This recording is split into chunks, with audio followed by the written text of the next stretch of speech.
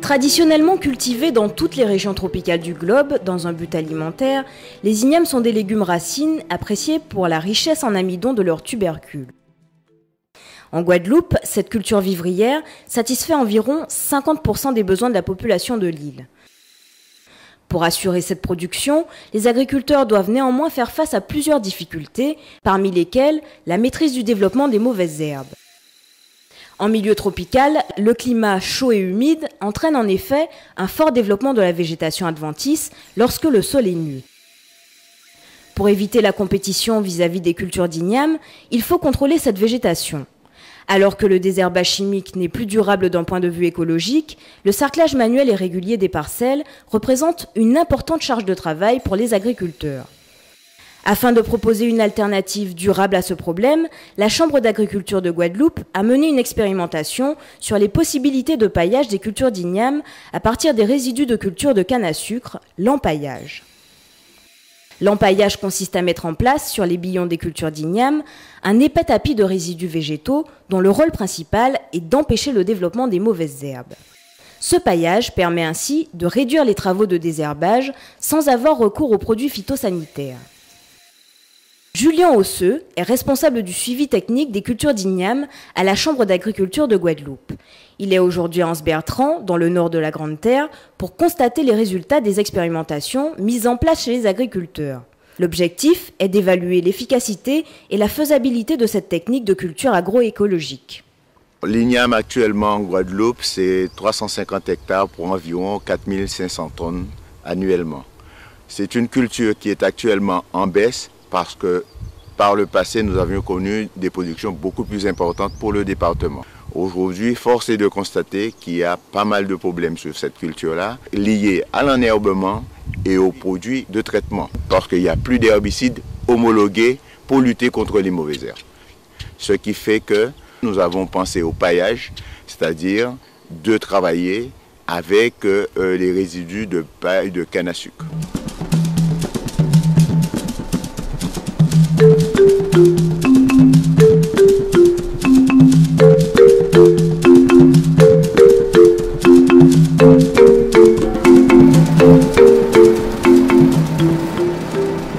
Alors c'est une belle récolte aujourd'hui? Oui. Pas mauvais. C'est pas mauvais? Pas mauvais. Est-ce qu'il y a eu des difficultés cette année sur cette culture? On a eu un manque d'eau. On a eu une mauvaise pluviométrie cette année-ci, qui a permis que les ignames n'ont pas bien travaillé comme on aurait aimé. Mais bon, on se contente de ce qu'on a. Est-ce qu'il y a eu beaucoup de mauvaises herbes? Non, avec le fait que nous faisons de l'empaillage, alors ça nous aide pour les mauvaises herbes, ça empêche que les mauvaises herbes y viennent. Et comme ça a une bonne couverture, alors on peut s'en tirer, quoi. On n'a pas trop de travail avec. L'empaillage, ça consiste à recouvrir le sol avec de la paille que nous récupérons après la récolte de la canne. En premier lieu, ça nous aide pour l'enherbement, ça empêche que l'herbe ne vienne pas trop vite. Ça garde la fraîcheur au niveau du sol. Et aussi, au moment de sa décomposition, ça emmène de la matière organique au niveau du sol et ça permet à l'igname de se développer convenablement. Historiquement, l'empaillage n'est pas une technique nouvelle, car elle est pratiquée depuis longtemps par les anciens, notamment dans le nord de la Grande Terre. Sa mise en place était néanmoins limitée aux jardins familiaux du fait de la pénibilité de la collecte des pailles sur les champs de canne. Cette dernière contrainte est désormais levée depuis que la CUMA de Morne-à-l'Eau s'est dotée d'une machine permettant de produire facilement et rapidement des bottes de paille de 25 kg. Tout commence à la récolte de la canne à sucre. Chaque année, 14 000 hectares de canne sont récoltés en Guadeloupe pour produire du sucre et du rhum. Les machines de coupe de la canne libèrent au cours de leur travail une importante quantité de FAN, c'est-à-dire les résidus de feuilles de canne à sucre qui ne sont pas utilisés par les usines sucrières et rhummières. Ces pailles de canne, remises au sol lors de la récolte, sont ensuite séchées par le soleil.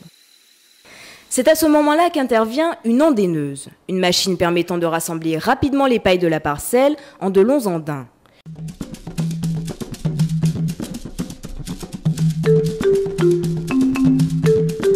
Une deuxième machine peut alors intervenir sur la parcelle pour fabriquer des bottes de paille de 25 kg.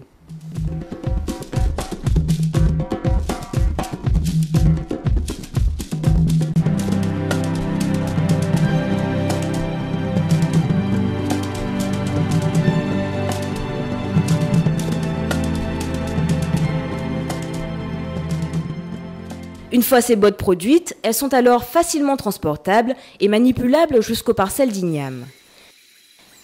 Les agriculteurs peuvent alors répandre ces pailles sur les billons juste après la levée des premières plantules d'igname. L'objectif est de réaliser un épais paillage sur l'ensemble des billons, de sorte à ce que le sol soit entièrement recouvert.